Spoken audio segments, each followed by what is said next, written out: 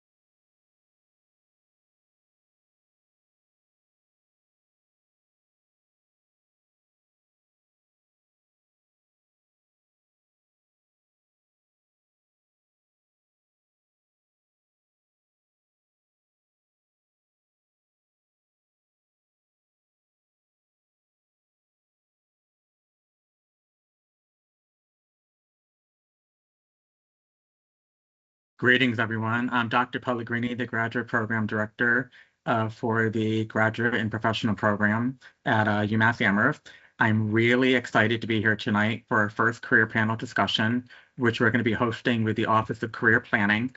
The goal for tonight is to really give you all a broad overview of different public health careers and some really good insight into the career planning process. I'm going to turn this over to Tracy Eason, who is the Assistant Director of the Mentoring Program and Graduate Students, who is going to now serve as the moderator for the evening. Welcome, Tracy. Great. Thank you, Larry.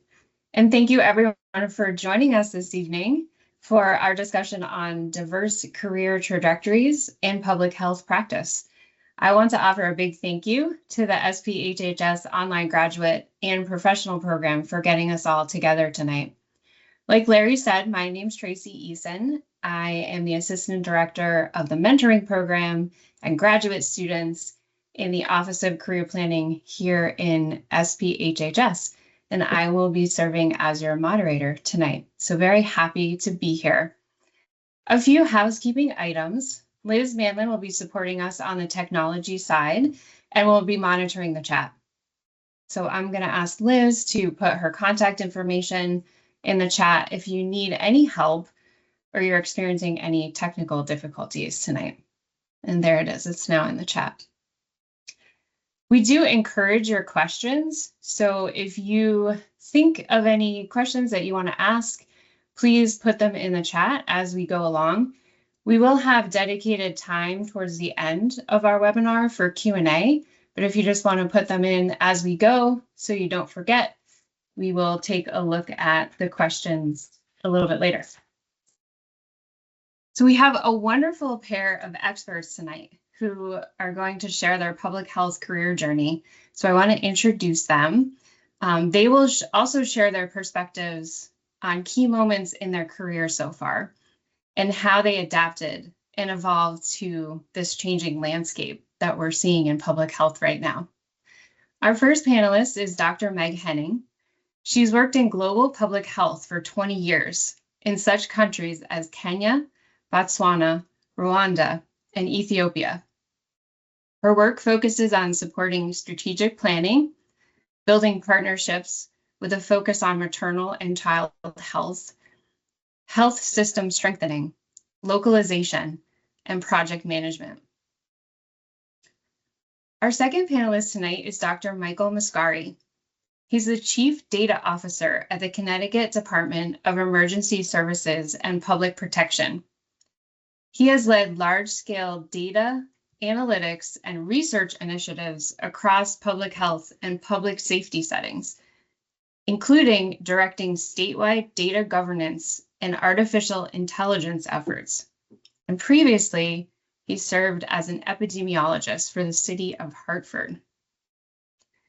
Before we start our panelist questions, we just wanted to get a feel of who is with us here tonight. So if you could take a minute to just fill out the poll that's going to be in the chat, we'll take a look at who is joining us tonight.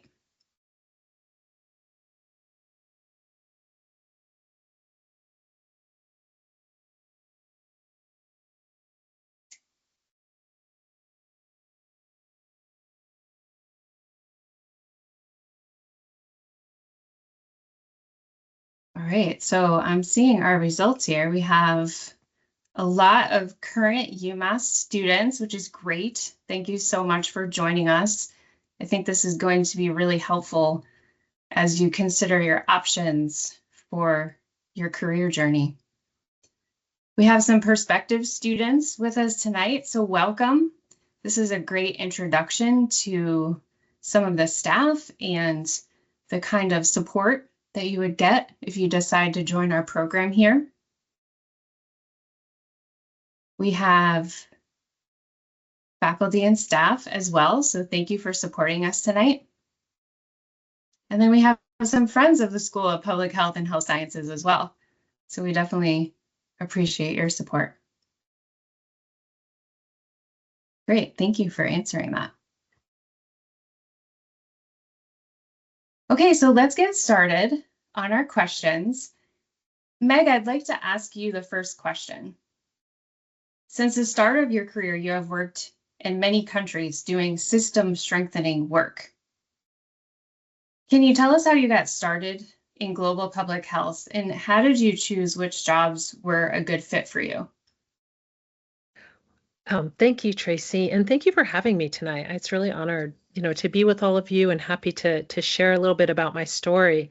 So my public health career, I think, was shaped really early, and I think for probably many people that might be the case, right? It's sort of that experience we have along the way, something that moves us, inspires us. And mine probably started, which is a really kind of funny thing to say, at age 3. Like no one starts their career at age 3, but it wasn't cognitive, but it was sort of that moment when that aha moment sort of can go back that far.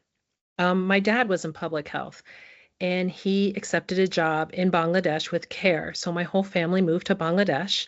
And this really put me in sort of very early on international spaces. So I remember as a really, a child being in Bangladesh in the 80s. There was a lot of economic hardship, natural disaster, military. But I would go with my dad to the village and we'd sit underneath a tree or visit a clinic. I'd learn how to talk to, or we would talk to women. We would focus on making oral rehydration salts to combat dehydration. Or we'd stay in people's homes. People would welcome us to their homes and into their spaces. And so I think that this space had a huge impact on me and really what I wanted to do in my life. And so from there, with my family at that time, we moved from Indonesia, Guatemala, Kenya. And then later, I actually went in my own career, have worked in Zambia, Kenya, Botswana, Rwanda, and most recently Ghana. Sorry, I knew I was forgetting one, Ghana and then Ethiopia. And I think these experiences really provided the chance to see different health systems in different situations and varying degrees of health systems. Right now, I guest lecture at UMass and I'm a faculty at Keene State, but I always knew I wanted to be of service. And I really believed that the core of my work was solidarity, right? That I wanted to know how I could make a difference. And I wanted to engage in areas where I could be useful and use my skills and were passionate about it. And I think that started early on. That's why I share that story about sort of where and how I grew up, because I do think it's really pivotal in thinking about what moved me to do the work I do. And in public health, I teach now. And so I think it's really critical to both be a practitioner, but be able to practice and teach what I practice, right? To be able to bring that into the classroom, I think is critical because I know the ins and outs. I know the challenge points, the sticky points. I've been there. I've done some of those things. And I think that adds value for students. It makes makes it more interesting. It's more applied. And so I always try and stay engaged in the work that I teach. That's one of my cornerstones of my work. But in public health, my focus has shifted throughout my career. Early on, I was really focused on HIV/AIDS. Later, it became cross-sectoral. And I think that that's one of the benefits of public health. There's this opportunity to really have those transferable skills, and you can adapt to culture, context, needs. And that's something I've enjoyed as I've changed, as I've grown, as needs have changed, and my sort of areas of service have changed. I've been able to shift with it. I sort of had that toolkit, and I can shift that toolkit or add to it. And so I think that's something that I've always appreciated and has been important in my career and my career decisions. But you asked me the second part of your question, which is how do I choose the jobs that are right for me? And I think I've mentioned this a little bit, but I think I always go towards paths that align with my expertise, but I try and challenge myself. I'm not afraid to say, okay, I've got this skill, but I may have to learn, right? Like there may be something I have to stretch myself on, and where might that be? So I look for that, but I look for the purpose. I lean towards scopes of work where I can make a difference, work with people I enjoy. I mean, we spend a lot of time at work. I want to feel good about the people I see every day, that I'm inspired by them. I particularly loved a lot of the work that I've done internationally when I've worked with just amazing people that have been able to do phenomenal work and make a real difference in a lot of lives for people and health outcomes. And so connecting with people that inspire me is always important. And I think my work has always been service focused. I think it's how can I be of service? And that has been a driving factor and sort of my compass in my career. So thank you, Tracy. I think that's sort of what I have when I think about where I've come from and how I make those choices now. Great. Thank you, Meg. And thanks for mentioning transferable skills too. We talk a lot about that in career planning.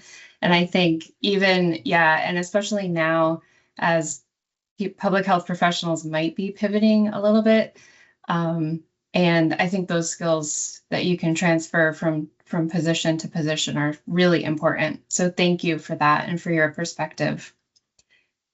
Can you tell us about some challenges that you faced working in global public health and how you've navigated them? Sure. Thinking about this one, I think my most recent experience. So I was working, just to put a little bit of context to this, I was working for USAID in Ethiopia. I was their senior learning advisor. So my job really was to build the learning structures. So really connect evidence to program decisions, to how we would make decisions, use data to make those decisions and ensure that we had impact and kind of look at all of those pieces.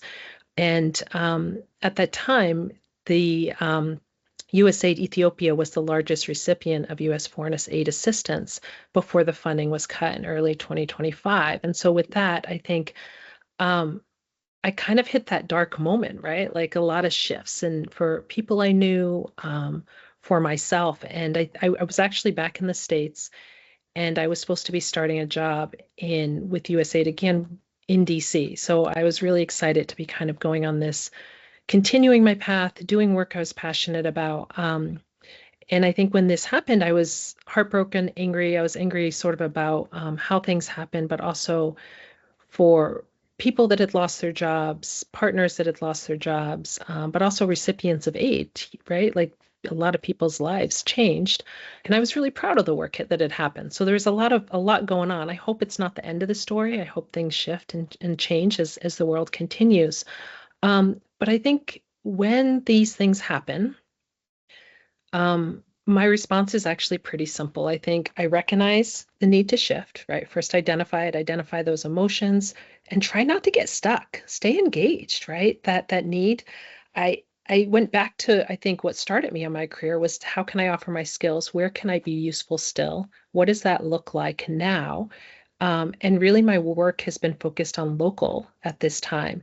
And how do I stay grounded and really keep showing up in the work that I do? So that's kind of where I am at now when I think about all of this. Yeah, it's really helpful to hear that firsthand perspective because we've heard a lot, especially about USAID being cut. So it's really helpful to hear that and just hear about the hope and what we can do, what we do have control over. So thank you for that. Thank you, Tracy. Now we're going to ask some questions to Michael. Michael, you have substantial experience working in local epidemiology and now in public safety. Tell us how you got started in the field and where it's taken you so far. Surely, I want to thank you for having me, and I appreciate everyone coming to this meeting. Looking back, I would have come to many more of these meetings if I realized how awesome they were. So I'm happy that everyone's here and we have an audience. Please don't be afraid to ask questions. This is your time to get any questions that you have that you want answered. So I started my career as a PhD student at UMass Amherst, and I was finishing up preparing for my thesis defense, and I also was a new dad. I had a 6-month-old, so I'm trying to figure out how to do all that stuff while trying to find a job at the same time. And one of the things that I want to stress, because I know that there's prospective students here and current students, I took full advantage of the Office of Career Planning. They helped me craft my resume. When I began, they helped me craft my coursework because I kind of knew where I wanted to go. I wanted to be an epidemiologist. I wanted to work at local or state public health, and the Office of Career Planning helped me with that.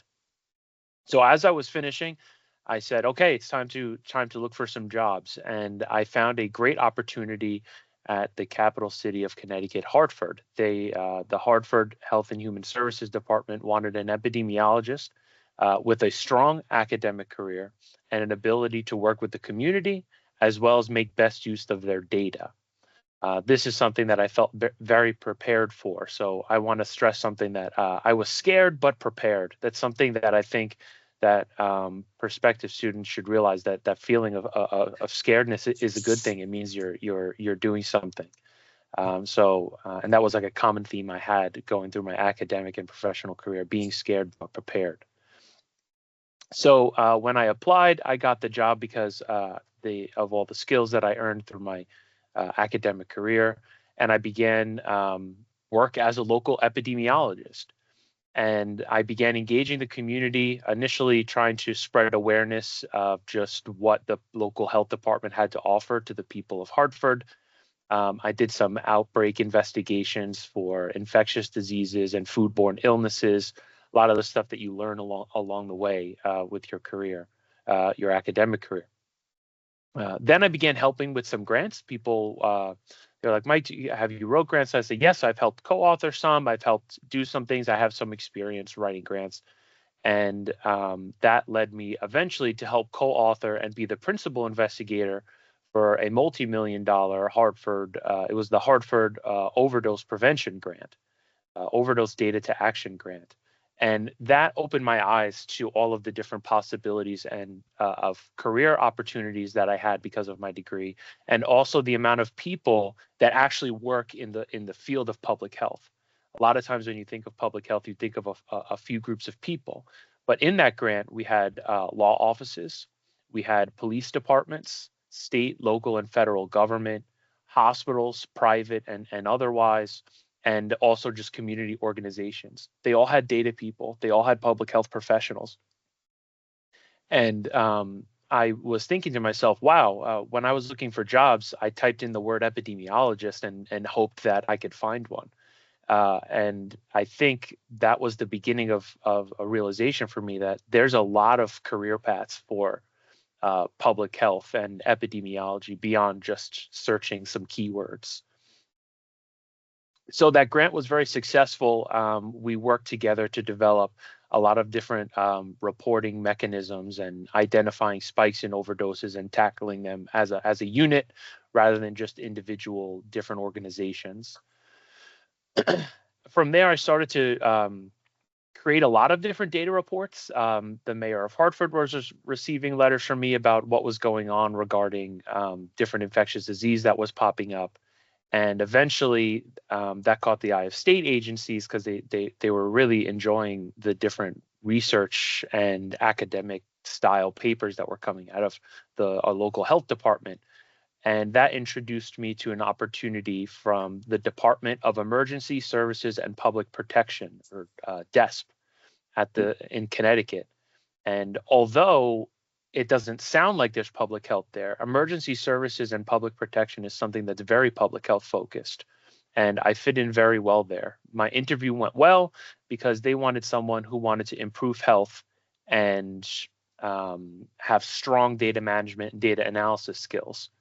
I quickly realized that a lot of my courses at UMass and at other schools really trained me well for that, because I do want to improve public health, and I do have strong data management and analysis skills. And because of that, I received the opportunity to be a data scientist there, and now I'm the chief data officer there. So that's kind of how I started. I spent just over 3 years at Hartford, and now I'm with the state of Connecticut for just under 2. Great. Thank you. Thank you for the Career Services shout out, Office of Career Planning shout out. That's great to know that you used the office and it was really helpful for you. And I wrote down scared but prepared. I am going to keep that in mind in my own career. I think that's such a great thing to remember. I think that's wonderful. And I think that your path is a really good example of how things change and how you take different opportunities, and your career path is kind of winding, right? It's not just a totally straight line. So I think that's a great example of you really took the opportunities and you were able to develop from them. So you talked a little bit about your current role as the Emergency Services and Public Protection. It's a little bit of a pivot away. I know it's related.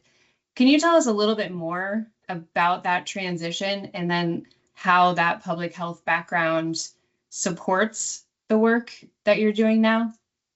Sure.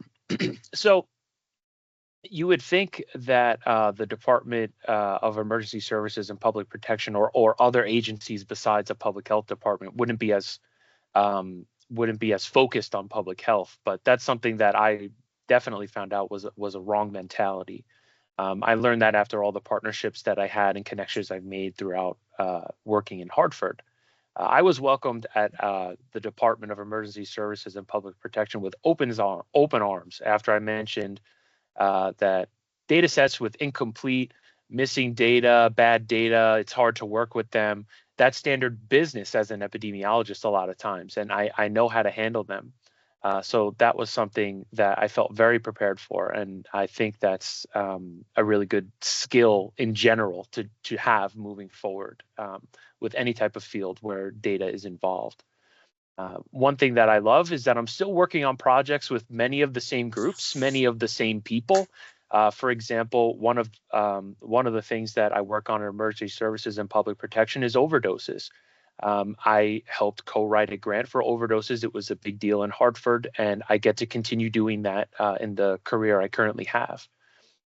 Family violence is something that is a public health issue, and yet I find myself increasingly involved in those types of spheres as well. There's vulnerable populations, drunk driving, hate crimes, a lot of these things. When you talk about them, maybe there's only one sense of public health when you think about them, but really there's many different players, and with many different data sets that can be used, leveraged to help address these kind of public health issues. And instead of just one community, my community events often involve multiple communities now, which I think is very useful. I also oversee the crimes analysis unit for the state of Connecticut. Every reported crime winds up coming to the agency, and we review them and analyze them. And we help provide context to law enforcement, to legislators, to different law offices related to risk factors related to crimes and violent crime. Vulnerable populations, recidivism or reoffending rates and why that's happening, the fact that crimes are preventable, how to surveil crimes and identify spikes and determine who should be notified. These are all things that are in a public health person's toolkit that is translatable not just to law enforcement or emergency services and public protection, but many other fields as well. So I was given this strong foundation in data management and data analysis, in addition to having this public health kind of sense of tackling problems, and that turns out to be very transferable to many different types of careers, as long as you figure out your aim is to help people to prevent harm and kind of increase population health. You're going to find that there's still many different careers you can take that are rewarding, and in a few more ways than one. Yeah, and I think that's really important to remember for our public health professionals that find themselves needing to pivot or maybe think of their roles a little bit differently. So thank you for sharing that perspective.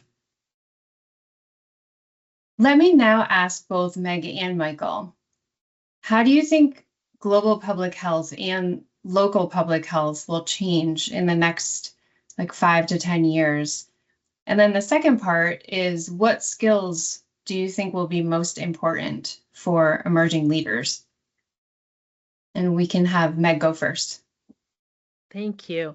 And I like that quote. I'm going to hold on to that as well, Tracy, around challenge, but scared a little bit. And leaning into that space, I think that that's a really good thing to think about. We all feel that way a little bit at times. I think when we think about what's going to be coming in the next 5 to 10 years, that's such a big question. But I think it will depend on who's at the table, what funding streams look like. So kind of keeping an eye out and watching and paying attention is always helpful. I think anytime you're a student and you're thinking about these spaces and you're thinking about your career, and of course there's transferable skills, but watching kind of where are we vesting, where are we paying attention, what's happening is really important. But I also think that the global local public health will continue, right? Issues like climate or diseases or digital information or misinformation, they don't stop at borders, right? And so I think being able to think about that local global space, if maybe you want to be international, but you're working in the US like I am right now, but there's still so much you can do. I think there's a lot of local communities, and you use some of those same skill sets, when you do focus groups or when you try and meet with community members and you ask them what needs to be changed and what's the best process to do so, and you work together. Those are a lot of the same skills that I use both locally and internationally. And so I think being able to recognize that if I'm collecting data or mapping a community assessment or doing an evaluation, all of those pieces are things that I use whether I'm international or in the US in the work that I do. So I think those pieces are pretty much always are going to be consistent even in the next 5 to 10 years. I also think given the pace of AI and technology, I expect there to be more real-time surveillance. I think about things like city sewage systems and being able to track opioid use in a city or more real-time kind of information and being able to respond to that. I anticipate, or I would think that would be pretty significant.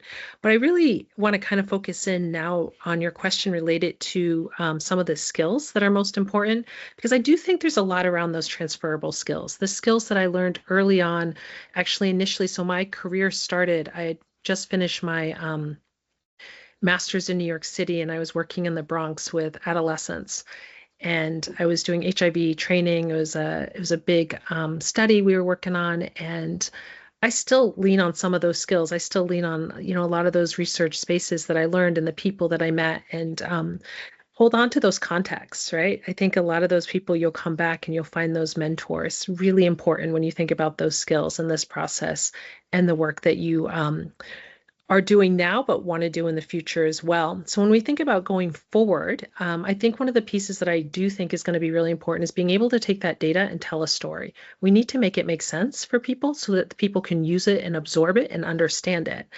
I think we have to be able to explain it and narrate it. And I think it's one thing to show people like a heat map and show them what's happening, but we also have to be able to say, this is what this tells us, and this is how so the skill that you would get from that is like being able to turn that into clear policy or a policy brief or a community town hall presentation for the where it actually makes sense and people go, okay, I get that. That makes sense. I can absorb that, or I know why we have that data or what it's telling me and what we might need to do about it.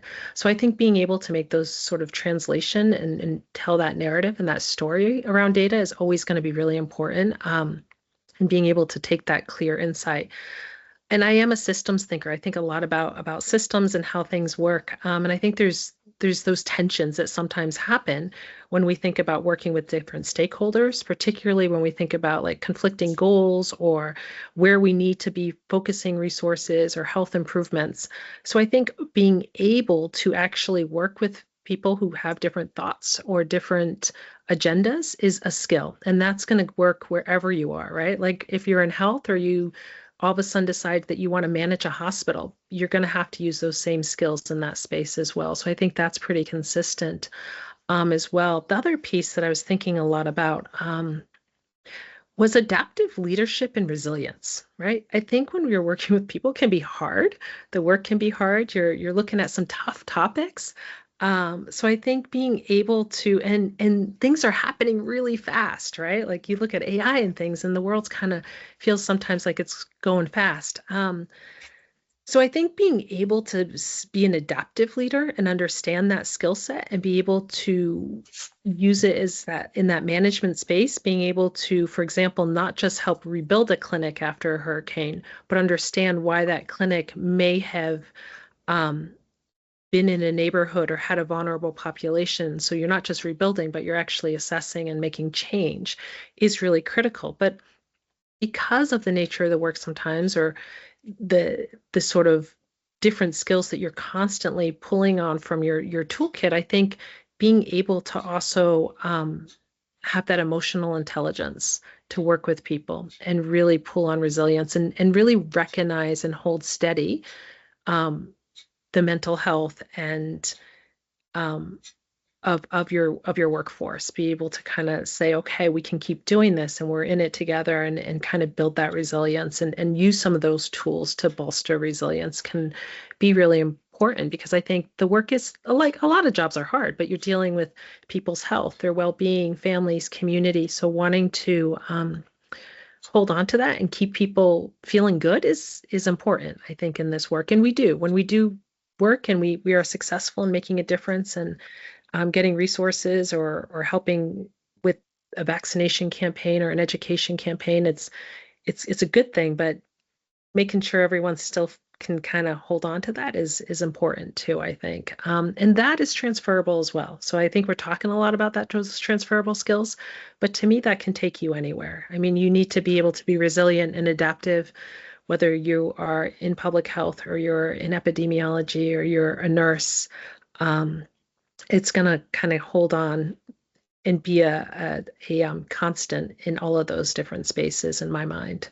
So those are a few of the keys pieces that I thought of that I hope is useful for all of you. And I hope those of you on the call will ask questions, because I really want this to be useful. And like Michael had said as well, this is your time to ask us questions, because I think this is wonderful that this was put together to really get to hear from faculty and people in the field as well. So back to you, Tracy. Thanks, Meg. So Michael, same question for you. How do you think global public health and local public health will change in the next 5 to 10 years? And then the second part was, what skills do you think will be most important for emerging leaders?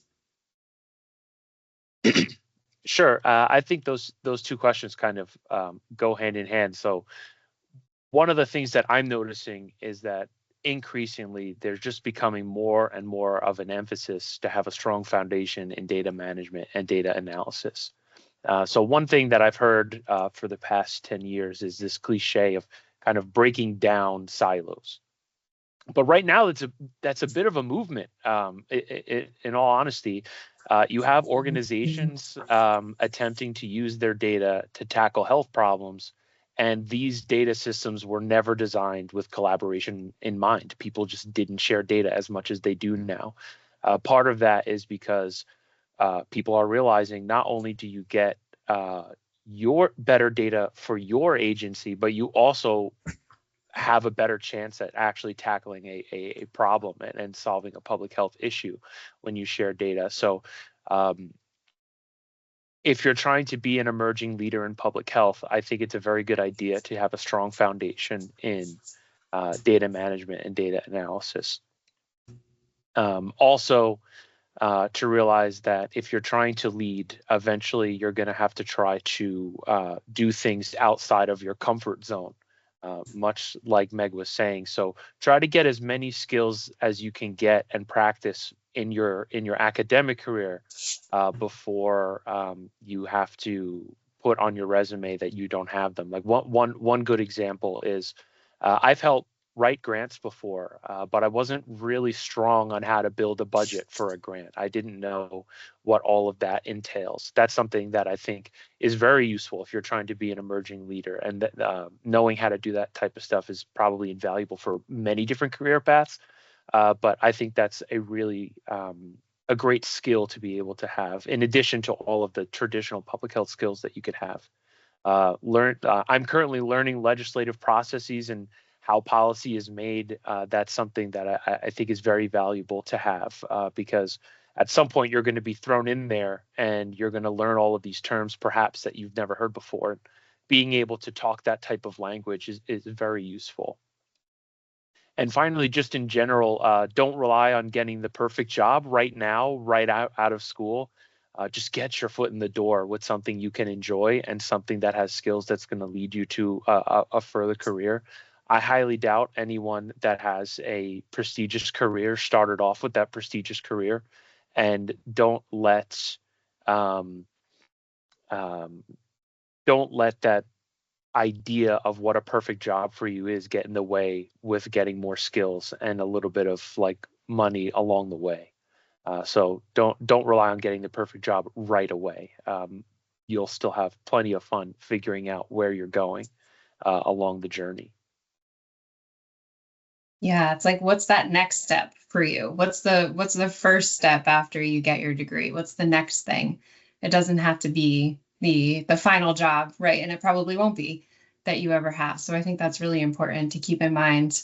I'm just taking so many great notes that I want to share with my students when I'm working with them. But I'm just hearing a lot about the importance of data management and data analysis, resilience, being able to adapt and be an adaptive leader. So those ideas are just so important for our public health workforce, especially right now. Before we get to the Q&A, I just want to ask you both, do you have maybe a short piece of advice that you would give to our current students, prospective students that are interested in this work? They're just gaining some experience, maybe they're pivoting. What's like one piece of advice that you might have for them? And Meg, I'll ask you to go first again. I always get to go first. Awesome. No, that's great. I was thinking this process really kind of forced me to go back in my head on my own journey a little bit, right? And I think my first job after grad school, I did my graduate work at Columbia and had finished my master's, actually was a internship. And I think I was paid $500 and it was for transportation, right? For the subway, and that was it. But that became my first like much more official, had an office job kind of big change. But it had to start somewhere. And so I think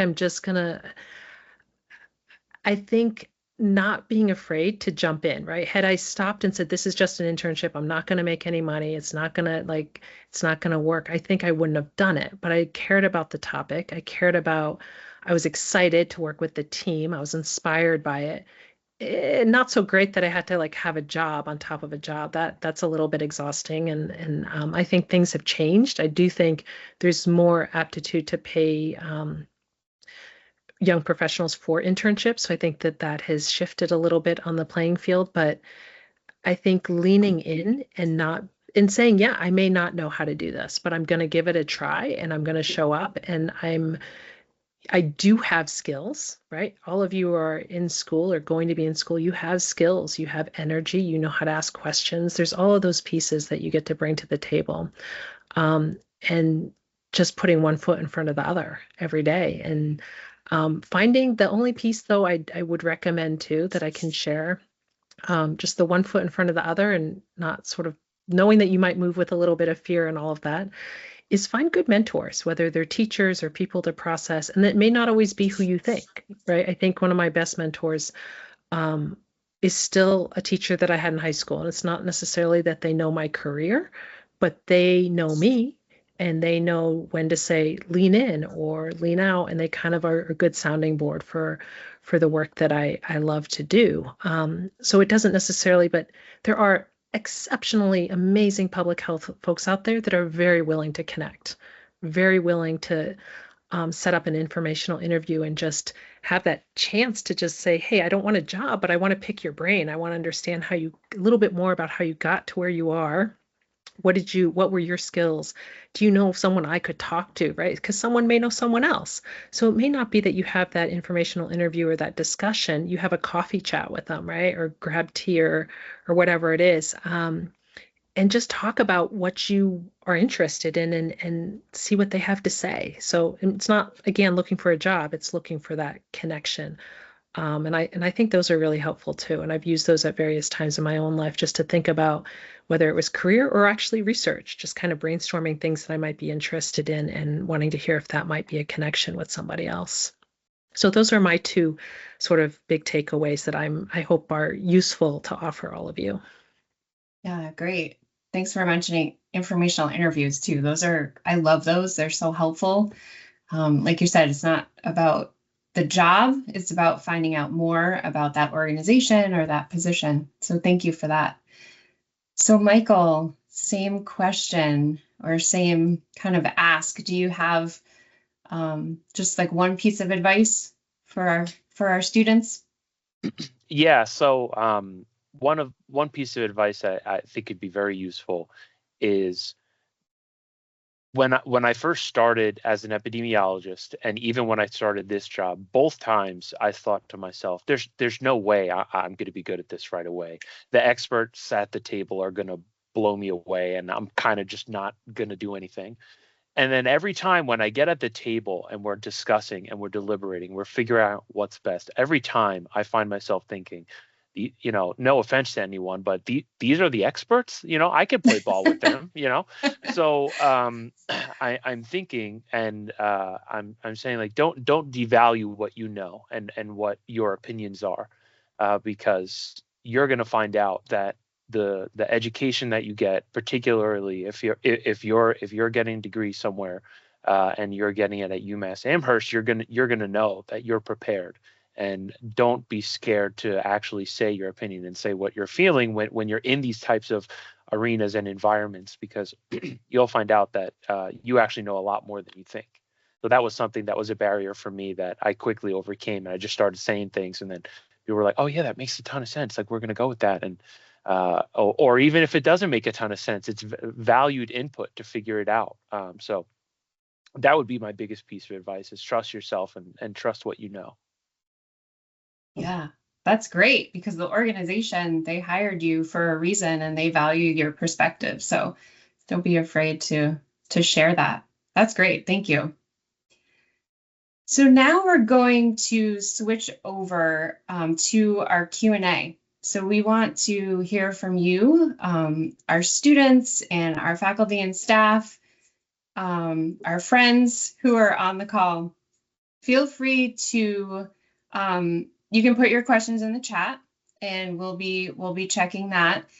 If you would rather and you feel comfortable, you can raise a virtual hand and we'll bring you on screen, and then you can unmute yourself and ask your question. If you do that, please introduce yourself before you do ask the question. We'd love to get to know you a little bit better. And please remember, there's no silly questions. We really want to take this time to help answer any of those questions that you have about your career path, making a pivot, any of those things. And our panelists are ready to answer any of those questions that you have. So we will start with any raised hands. We'll do that first, if anyone wants to do that.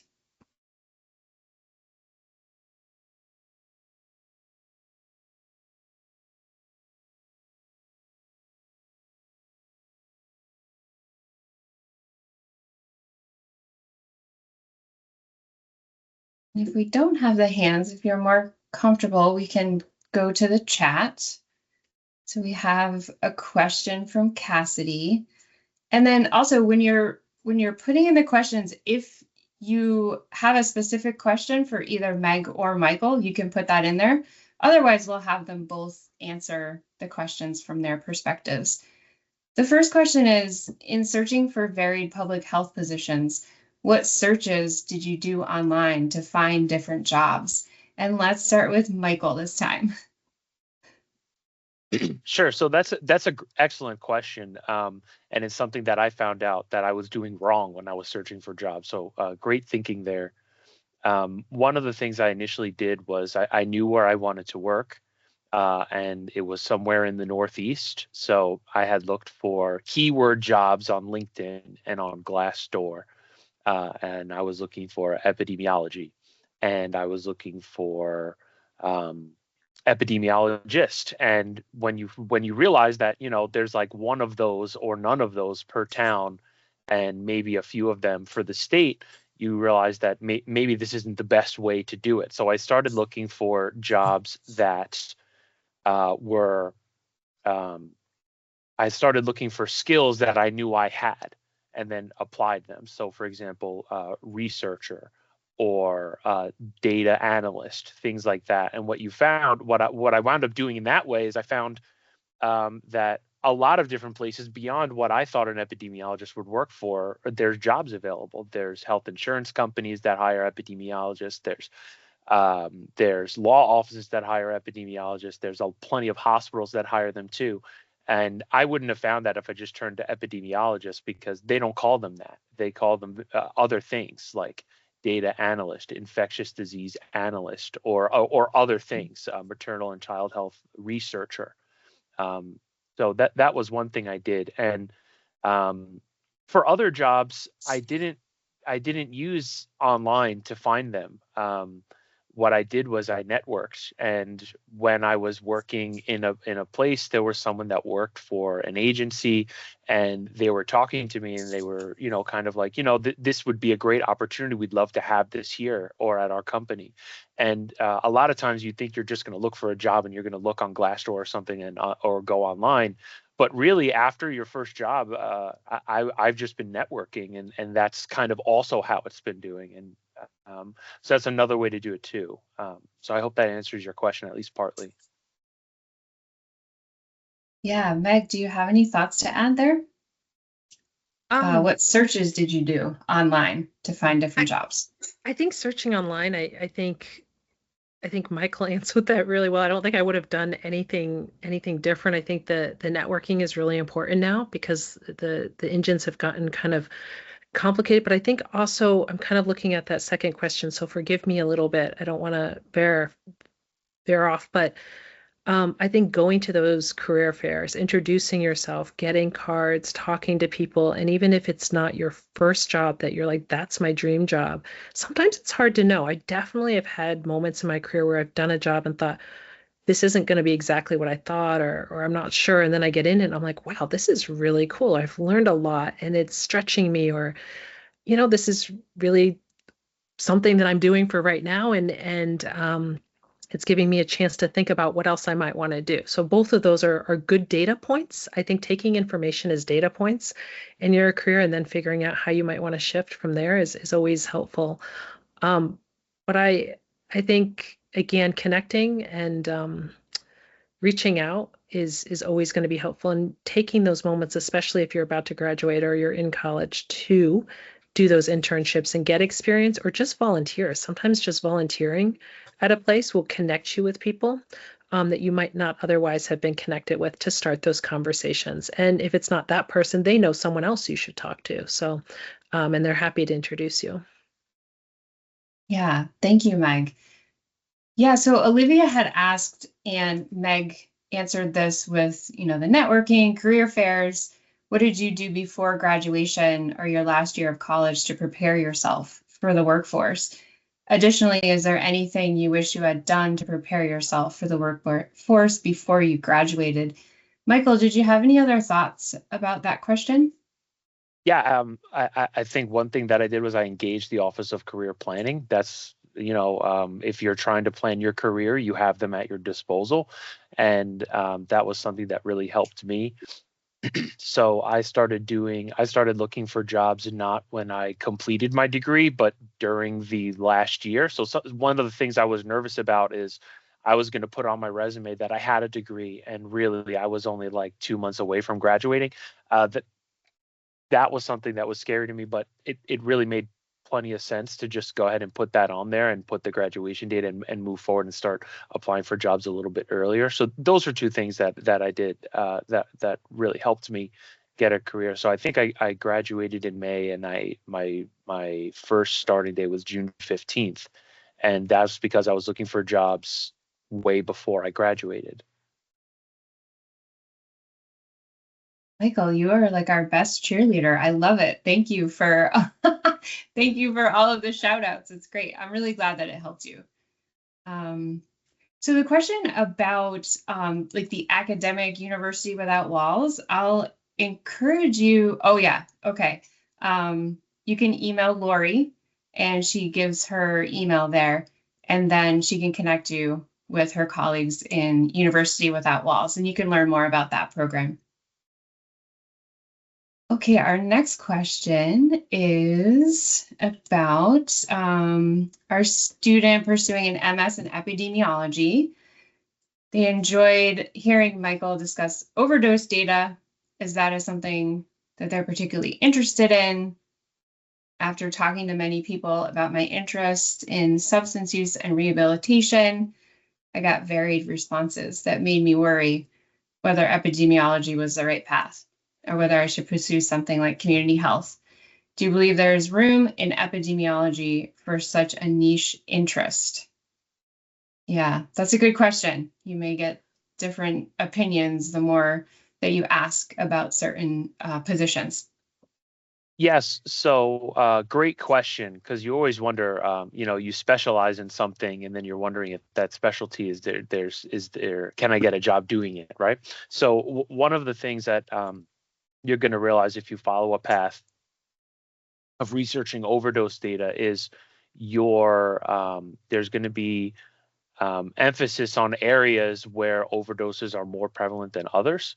One of the reasons why I was exposed to it is because I had some fortunate opportunities. And in Hartford, it was a large city. They were able to write grants to get the money to examine overdoses. And it was an area where there was a lot of overdoses and there was still a lot of work to be done.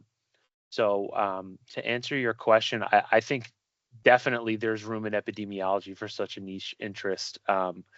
I would even argue that it's not it's bordering on a niche interest. I think that is something that you're going to find in a lot of different places. You might have to do a little bit of research to figure out where you would go for doing that type of research. But in terms of not even academia, just working in local and state government, there's plenty of work to be done with overdoses. I helped co-write the grant for the Hartford overdose grant, and we hired epidemiologists to do that along with me. And it was a huge project that involved over a dozen towns and many community organizations. And I also want to point out that I still do a lot of overdose related work, and I'm not an epidemiologist. My title is Chief Data Officer for Department of Emergency Services and Public Protection. And it's easy to just think that you might not be doing epidemiology in a different department, but that is exactly what I'm doing here. I'm helping to write grants and helping to help people solve an overdose epidemic in Connecticut, just like I would be if I worked for the Department of Public Health. I'm just using my skills for a different agency. And that's something that you might have to think about a little bit. It's something that I find extremely enjoyable. Like, for example, I've worked with the commissioner of the Department of Public Health way more than I did when I was a local health epidemiologist now, working in a different agency. So I thought that was really interesting. But definitely in the Northeast, you're going to find work if you're pursuing data, overdose data related research in epidemiology. Great, thank you. Our next My- question is for Meg. Oh, go ahead, Oh, Meg. Did you can I have add something in? to add? So I Yeah. just a little bit of a sort of maybe complement perspective as well is, and I was just thinking about this. You're an epidemiologist. I'm not an epidemiologist. I'm community health, but I get called to do epidemiology work. So it's really interesting that sometimes it kind of goes, at least for me, the other way. Sometimes people will say, "Can you come in because you know the community? We're doing community mapping within this community. Can you come and kind of help and support?" And so usually it won't be just me. There'll be other epidemiologists at the table, but I'll get called in. But I think it just a lot depends on your skill set, the courses you've taken, the exposure, and I think along the way, learning a lot more and feeling comfortable in those spaces has helped tremendously too. So a little bit of a flip to that too, I think. Thank you, Meg. The next question is also for you. When working in the field overseas, what did the average day of work look like for you? I want to go into disaster relief and management and infectious disease prevention work through FEMA. And I want to know what the average day is like, if that is even possible, right? In a similar federal agency. I think, I've had a couple of different jobs internationally, and they've all been very different. I think there's jobs where I had earlier in my career where I was very much in the field, taking a bus out or doing volunteer work or doing community work and staying with communities. And then later it shifted some, but I think um, so it's been very different. So it's really hard. It's a little bit hard to answer that because sometimes it's been staying with communities, working with communities. Other times it's been working more with governments and systems and thinking about policy and sort of sitting at tables where there's a lot of decision making happening. Um, so I think when I think about the day to day, it can be the one piece that stays constant for me is I always try and connect with the communities I'm working with. So that's always been constant, right? Whether it's even if it's a big program, you kind of want to know, you want to go visit whoever it is. If you're working with a women's group or a hospital or disease prevention or a malaria control study, like any of these spaces, go out, see what you're doing. Make sure you don't want to get too far removed. I try and avoid that because I recognize it's very easy to sort of get stuck in just the office space. But I like to talk to the communities that I'm working with. And so I think the one thing that I do love, especially internationally, and overseas in different places, is that it's always different. You just don't know what you're going to walk in and go, okay, I'm working on policy. I need to write a brief. I need to report back. I need to go visit the site. So I think it's hard to say there's an average day, but I think that to me is sort of the fun part, right? Like you have to use all of your skills all the time and things may shift and usually you've got to be prepared to jump in. But to me, that's exciting. So I hope that answers your question. Um, Not as predictable, but still pretty exciting to figure out how to respond. Yeah, thank you. I think that's where the resilience and the um, adaptability that you talked about earlier really come in. 100% for sure. Yeah, yeah. Thank you. Michael, this question is for you. Shantae says, I want to go directly into emergency preparedness and management as it serves as a blend with my dispatcher experience in law enforcement and future MPH degree. What type of trainings and or skills that you think would be helpful to obtain to enter that professional world? Great question. I think a little bit it depends on what you want to do in emergency preparedness and management, but broadly speaking, I think you're doing great. You have work experience as a dispatcher. A lot of people that work in the emergency preparedness and management department for the agency I work with have that type of experience or military experience or something that shows that you work in a crisis type of setting. So I think you're doing great there. Getting the MPH degree, I think, again, is very useful. One of the things that I find so I've been on a few interviews related to like interview panels for emergency preparedness positions, and strong applicants typically can show. I think there's a big trend in general just to to go wide with your experiences rather than focus and say that you're a perfectionist at one specific thing. One thing that's often useful is being able to display that you can communicate different, you can communicate well under pressure. So for example, for emergency preparedness, can you talk to media? Can you talk to different groups and relay the right information? So having communication experience, I think, is really important there. Again, depending on what you're trying to do with your emergency preparedness career. And again, having some type of formal experience with data management, knowing at least one data system and how to use it, saying that you can do something related to data management and knowing that software, again, I think is going to be really valuable. But you're already on a great start. You have dispatcher experience. You're pursuing your master's degree. You can handle yourself in a crisis. I would focus on the communication part. If by management you mean you want to manage a team, then that could mean something like during your research project, saying that you led the research project or something. If you don't have direct management experience, you could always do something like that. But I think you're well on your way. In terms of trainings, one thing that I undervalued that I think is very useful is LinkedIn learning trainings. One of the prerequisites for the job I currently have is to be skillful at Microsoft Power BI. I'm now pretty good at it, but I took LinkedIn learnings and got a certificate, and it actually really helped. It was very useful and mostly free because I did it through my at the time I did it through my job, but you could probably find a way to do it through your university or something too. So typing in different types of skills that you might need and be able to put that on your resume is really useful. It helped me out a lot. Yeah, that's a great suggestion. Thank you. Our next question is about research, and our student is trying to think about dissertation ideas and preparing for a competitive job market. The question is, do you recommend asking research questions that allow you to use current methods, techniques, like big data, omics, etc., or approaching it from the opposite direction and focusing on the topic you're really interested in and worrying less about particular methods that are popular in the job market today? I will let either of you answer that. I'll take a. I think I can help answer that. So, I don't want to tell you do something just because I think you'll get a job, but I think you'll be doing yourself a disservice if you don't consider how marketable your degree will be upon graduation. So I don't think that you have to choose between those two. And I think that you can find a way to adopt methods and techniques.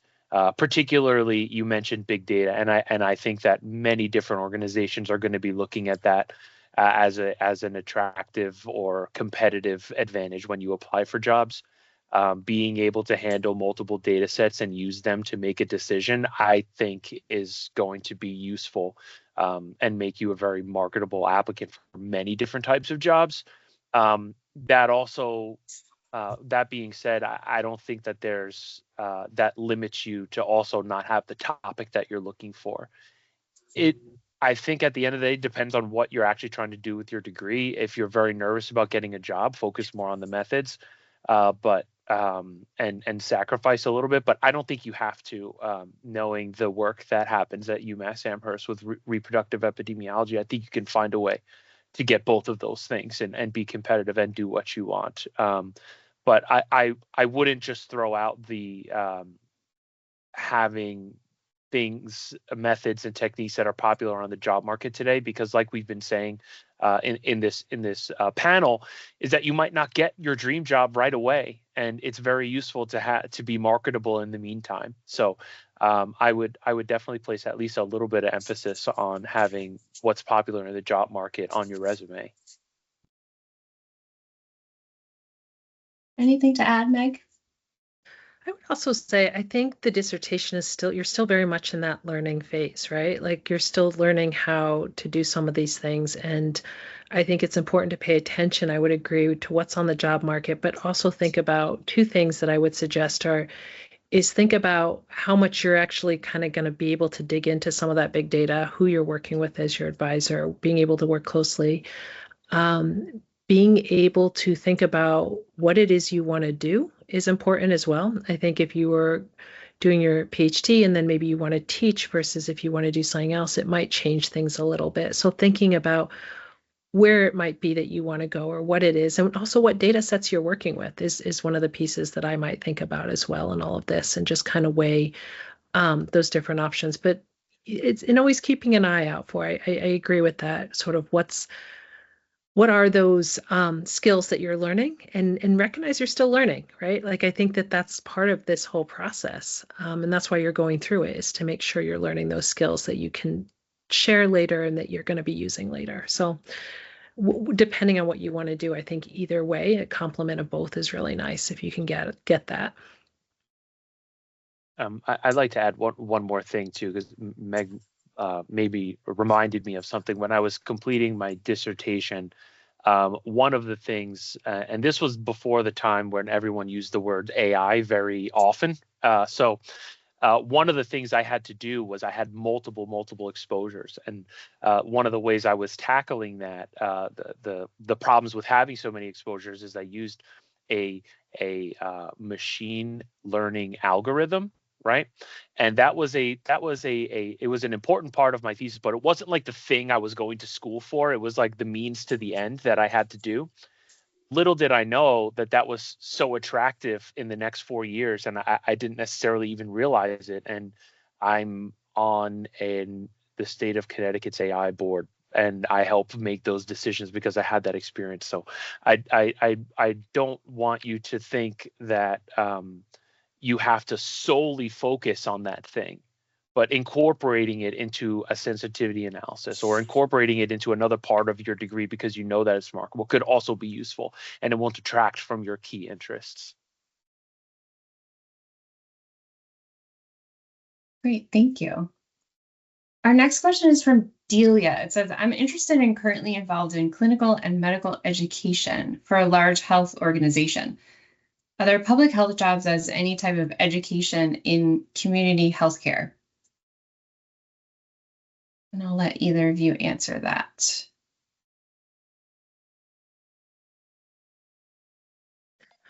I'll jump in here, and I want to make sure I'm sort of understanding the question. So when we're thinking about health jobs in community, so I think some of the spaces that come to mind would be health departments or community health departments. I'm seeing a lot of those that are connected to hospitals as well. And they're the spaces where maybe they're supporting that community health education around like mobile food pantries or outreach or mobile clinics. We're seeing a real, especially in New England, a movement towards rural healthcare. So that's an area that I would focus on and pay attention to when I think about education within that community health space. And but I think if I'm answering your question correctly, you can let me know. But these are the spaces that come to my mind. Thank you. In Hartford, we had people that were specifically dedicated to education in the community, and they would schedule events and focus on different types of health events or health opportunities that residents of Hartford had. So I know that that's there on the local level. And then for the state, I believe there's other agencies besides just public health that do this. Mental health and addiction services does this, Department of Social Services. So if your question relates to public health and health care, there's local and state options for probably different agencies. So yes, I think you can find that. Thank you. Our next question is from Hannah, and she's asking Meg specifically about your time in USAID in Ethiopia as a senior learning advisor. And she's wondering if you could tell us about a time you hit a roadblock in program implementation, what it was and how you worked through it. Let's see. So I think it was a massive project, right? And so I think that in itself was going to be complicated to try and think about. It's a huge mission, bringing lots of different technical folks together at the table to make decisions about sharing data, sharing decision making, systems. All of that is in itself challenging, right? To figure out just the organization of the project was huge and complicated. Now, let's layer that with COVID at the time and layer it with conflict happening in Ethiopia at the time. So now I could have someone at the table that's has family that's in a conflict situation, and the person on the other side of the table has someone on the opposite side of the conflict at the same table, right? That's, to me, was really tough to think about. And you can't minimize those moments, right? You have to really recognize what's happening, and try and respect what's going on. I mean, it's a really tough time when you've got a country in conflict and you're trying to do programming and create change, and yet your team who's sitting with you has family struggling, right? Like their family is struggling. So recognizing that, um, and recognizing the stress that's happening in that moment is really critical, and being able to um, honor where people are at, work with it, be graceful, be resilient. And that is probably where the resilience comes up in my work quite often, and using the tools. I mean, you wouldn't think that a class that I took somewhere along the way on resilience training would have been so helpful, but actually it really was. So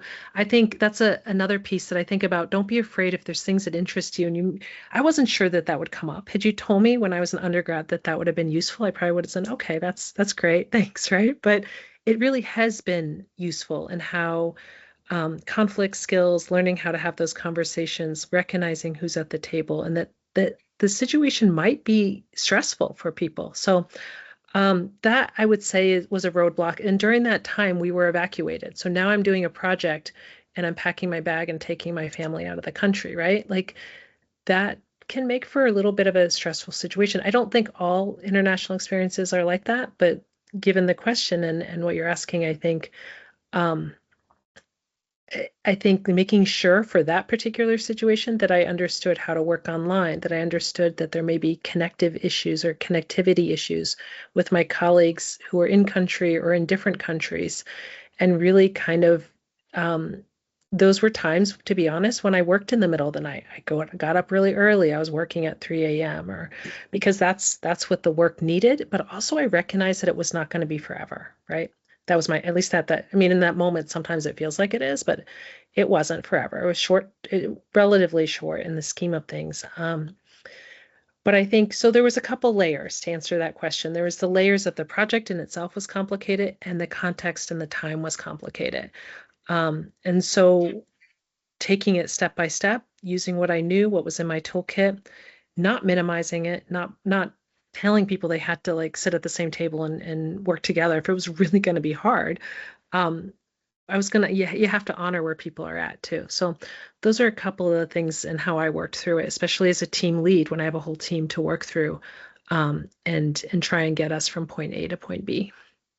So I hope that answers your questions or gives you a little bit of context and insight to that time. Great, thank you. So Lori sent us some beautiful decorations, and she also sent the LinkedIn Learning. So all of our students have full access to LinkedIn Learning. And I was blanking on whether or not that was still true. So thank you, Lori, for sending that. And I do think that there's so many topics on LinkedIn Learning. So regardless of what you're looking to build, what kinds of skills, you can look for it on there. And it's, it's as you go, it is on demand. So you can fit it into your schedule. So thank you for that. And let's just finish with this question, and then we can start to wrap up. But this is, I think, really important, and I talk to students a lot about their concern for work-life balance. So the question is, looking back on your early career, what did you get wrong about work-life balance? And what do you do differently now? So I could jump in here. I think I did a few things wrong. So that's a good question. One of the things I did wrong is in my early career, I said yes to absolutely everything. And then what I realized is I should be more respectful of my own time.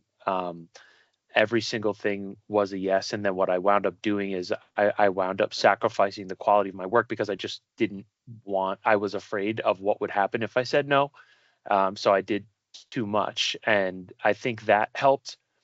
It's not, maybe that's not like traditional work-life balance, but I found myself stressing out outside of work about the stuff I had to do because I wasn't prioritizing my time right.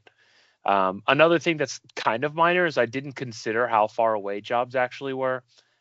When I was commuting to Hartford, I didn't really think about it, and it was only 15 minutes from my house. And then other jobs were an hour away, and I didn't realize what that actually meant for me. And maybe this depends on other people's situations, but I planned on having a family, and I wanted to be there to avoid certain childcare costs, and I didn't really put that into consideration until after I had a job, and I thought that was a useful thing to consider as well. So I would say the ability and priority of your time in terms of what you're doing in the office.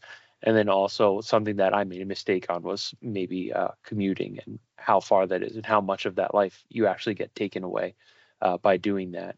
Another thing is depending on what job you get in public health with government work, you might be in a union of some kind, and they have mandatory times that you have to take lunch. So, for example, a 9 to 5 job that blew my mind when I had a job and it was a union job, and they're like, no, you have to take a half an hour lunch, so it's 9 to 5:30 for you.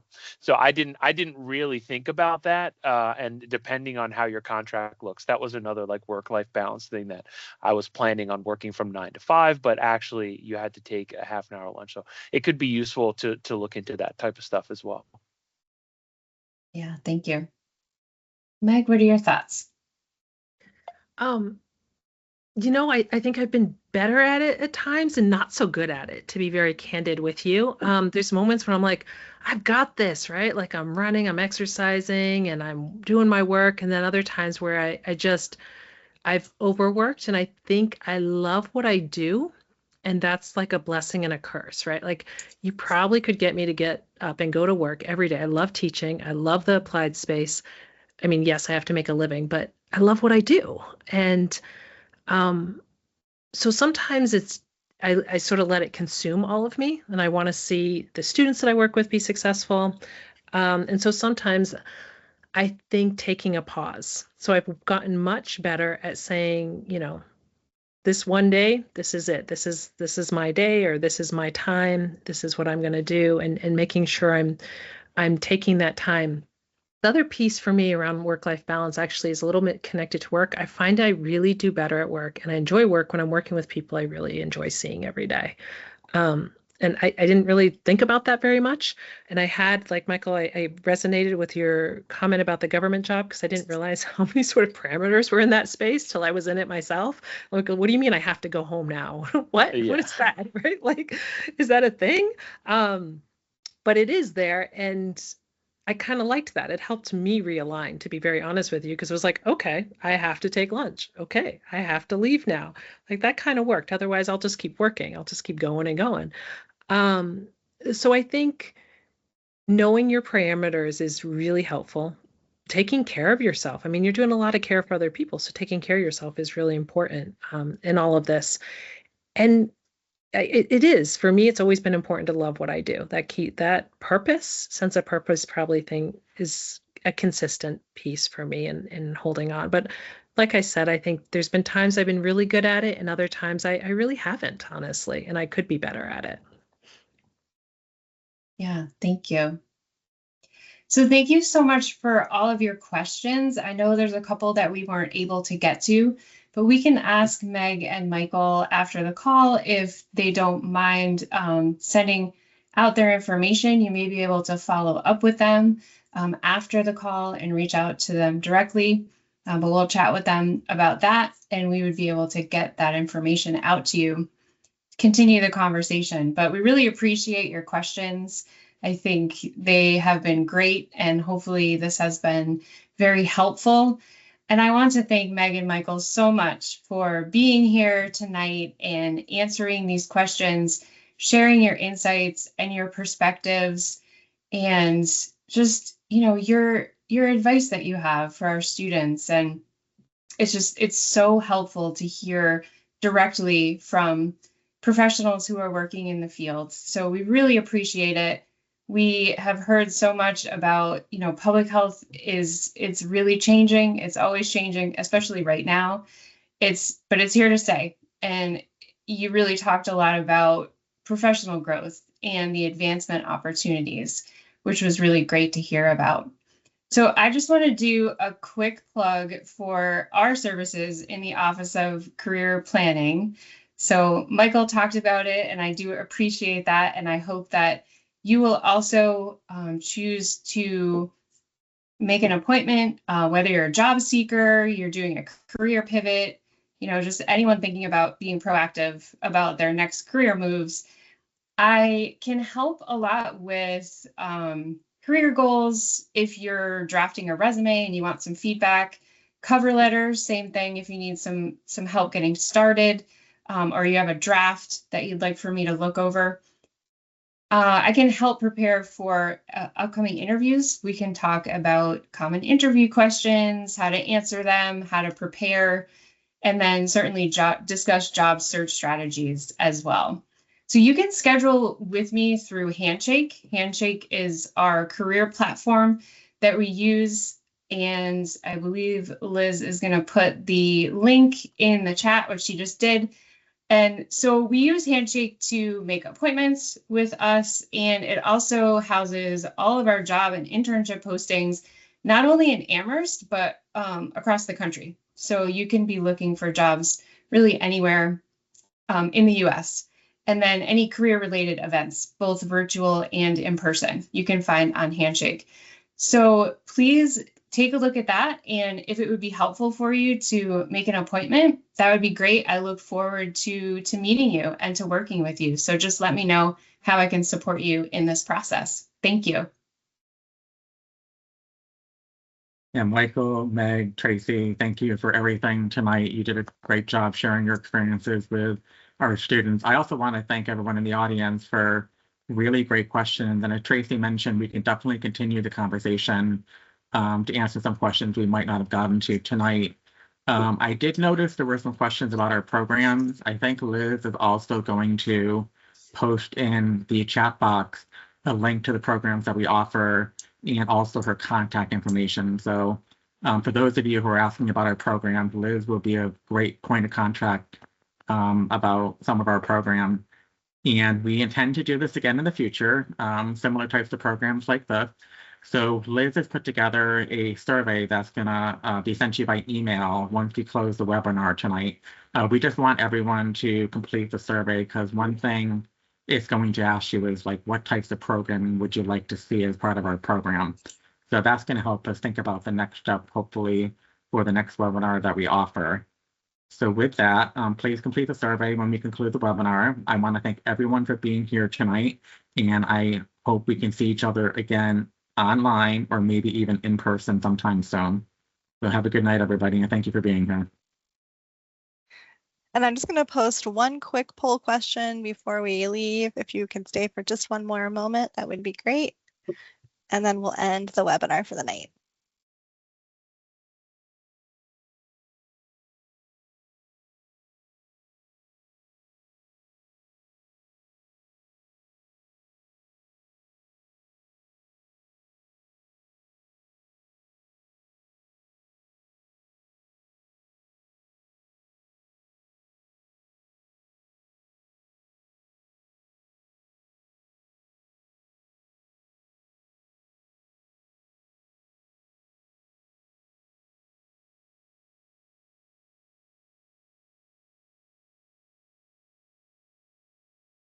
Thank you so much and have a good night. Bye-bye.